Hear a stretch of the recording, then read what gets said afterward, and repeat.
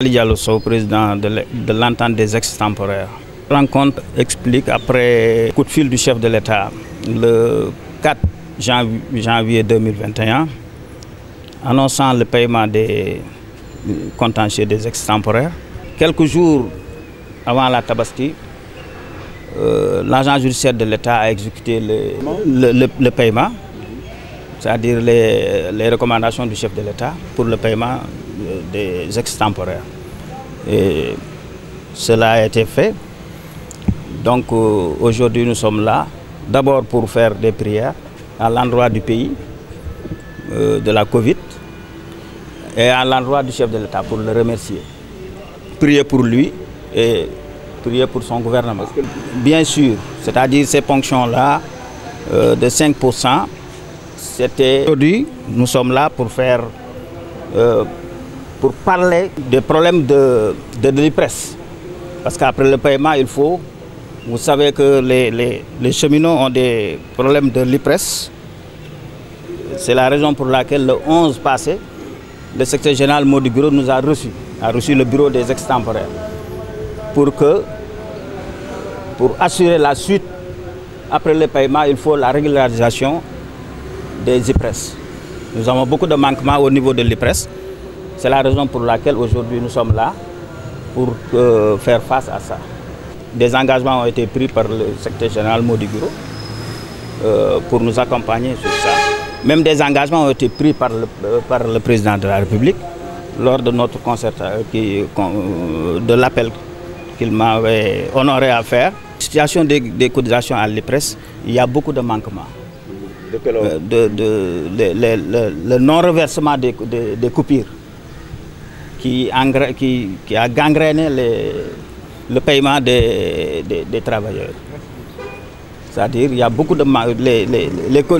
Les coupures ne sont pas reversées. Le général Mody Guiro a donné son engagement pour nous accompagner pour que cela soit régularisé.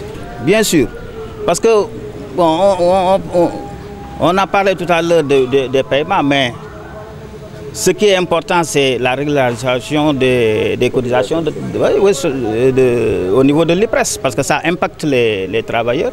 Vous savez, 99% des ex-temporaires, c'est des retraités. C'est des retraités. Donc la majorité sont des retraités et qu'ils ne parviennent même pas à dormir. Parce qu'il y a beaucoup de manquements au niveau de leur paiement à l'IPRES. Le chef de l'État, comme vous le savez, nous avait promis de nous accompagner. Et vraiment, on a confiance à lui. Aujourd'hui, nous tenons à lui rappeler aussi que le paiement est fait, mais ça reste le parti administratif des cotisations, naturellement, de l'IPRES. Abou Diallo, trésorier des ex-temporaires.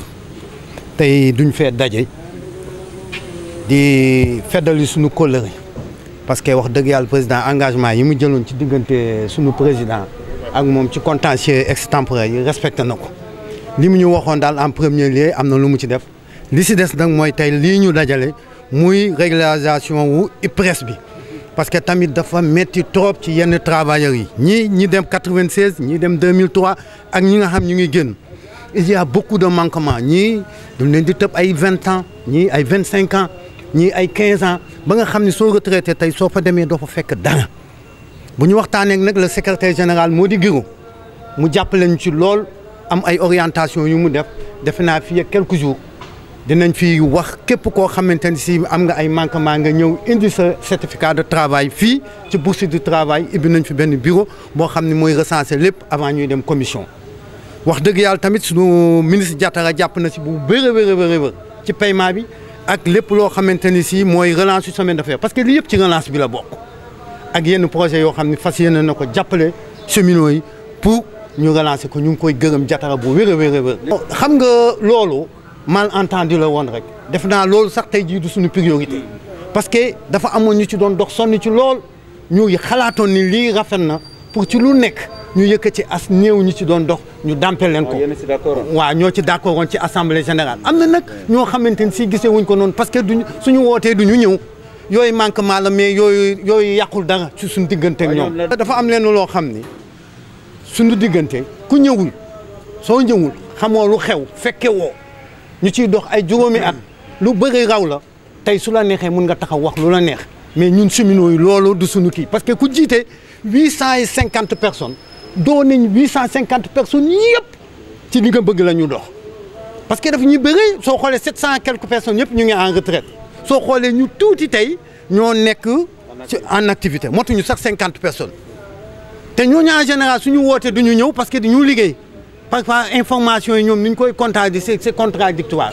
lii du problème syndical lii association la boo xam ni dafa regroupé secrétaire généraux yi nekk foofu ci kër gi tey ci la ñu bokk ak waa ñëpp a ci bokk kon boog loolu am na yenn yoo xam ne ay divergence la mais dinañ ko régler suñu biir parce que association yi moo tax tey ngay dem rus naa sax wax luñ fay fekk am na ñoo xam ne ay 30 000 am ñoo xam ne liggéey nañu ba léegi jotuñu dara loolu moo doon contentieux bi soo gisee contentieux bi du xaalis bi moo taxoon ñuy xeex lii moo taxoon ñuy xeex lii mooy xeex fondamental bi versement yi parce que am na ñoo xam ne ñëw nañ fi depuis 80 tey ay 30 000 la ñu fayeeku xoolal 1980 beaucoup de gens parmi eux étaient à l'école à cette époque et ces braves gens étaient dans les ateliers c'est pourquoi on réclame ça paiement bi si jeexatil la rek pour mooy pièce justificative bu lay won ni nit kaa ngi fi woon tey après décision yi dina génn dinañ dem commission ci kattanu yàlla parce que suñu camarade Mody Guiro tamit taxawaay na ci waa CEAS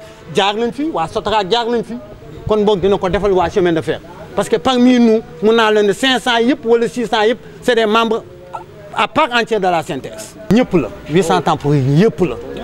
même ñii nekk en activité soo demee da ngay gis ñoo tëb nañ la 10 ans ñii tëb nañ la 7 ans ñii tëb nañ la 10 ans. moo si responsabilité ñi jiite woon kër gi. xam nga ñu jiite woon kër gi bu njëkk dafa amoon benn effet bu doon am soo doon dem retraite du ñu bàyyi ba ngay dem retraite rek ñu dajale lépp bousculer la mais parmi choses ñuy jógee ci transition di dem ci beneen transition suñu jógee ci société bi ñu ne versé nañ lii parce que bu ñu jógee régie des chemins de fer di dem société nationale du ñu jëloon engagement ne xaalis boobu yëpp toll na ci ñaari milliards ak lu topp ñu dem 2003 seen budget toll na ci 500 millions yi 500 millions et quelques dinañ ko versé mais France daal lu xi den respecté wuñu engagement yi mais nag xaalis baa ngi fi parce que liquidé nañu chemin de fer on a liquidé cette société et on est sûr que ni dinañ respecter les engagements de la liquidation.